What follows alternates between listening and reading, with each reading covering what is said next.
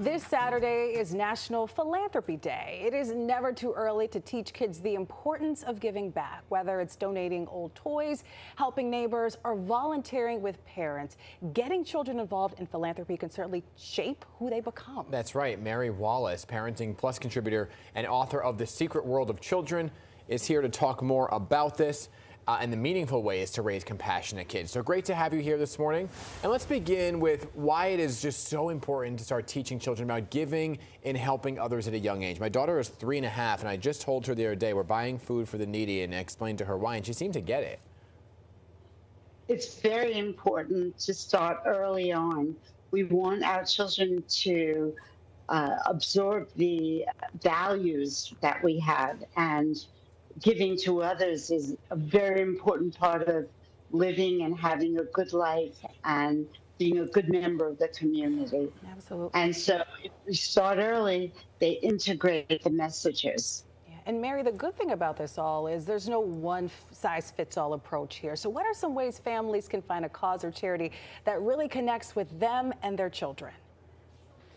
I think that we need to choose something that the children can relate to. For example, if you've recently adopted a dog and you want to make sure that you contribute to the program that they have, then it's very important to say to the child, remember how we got the dog, and now we want to make sure that we contribute to them so that they can have food for the other dogs.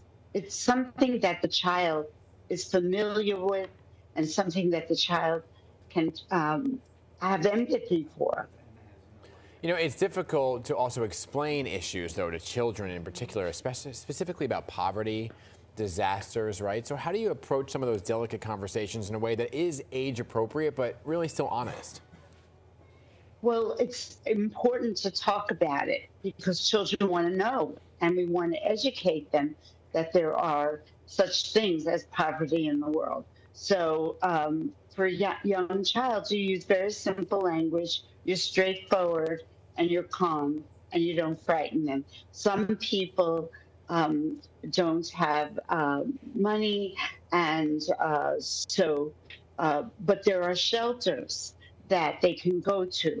In other words, we want to give an optimistic, positive idea to the children so they're not frightened.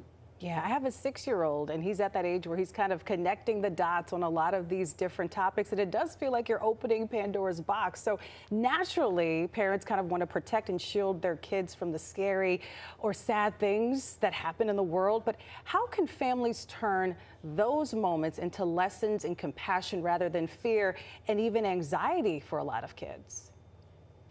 Well, for example, if you're talking about the fires in California, because they saw it on TV or they heard someone talking about it, you can talk about how hard it was for them. And this happened because it was very dry, and so there were fires. And it doesn't feel good to lose something. And even talk about the time that they lost their favorite doll so that they can have empathy. And you can also say, you know what, we're going to send some clothing to the families. You know, and around the holidays, families obviously want to do so much, right? And what are some meaningful traditions that you can actually start with your kiddos? Well, it's very nice if a family volunteers at a soup kitchen together or at a hospital, and also just to teach your children to sit around the table at night and talk about things that are happening and how you can be giving. All right, Mary, good advice all around there. Thank you for being here for our Parenting Plus segment today, and happy holidays to you. Thank you. Thank you.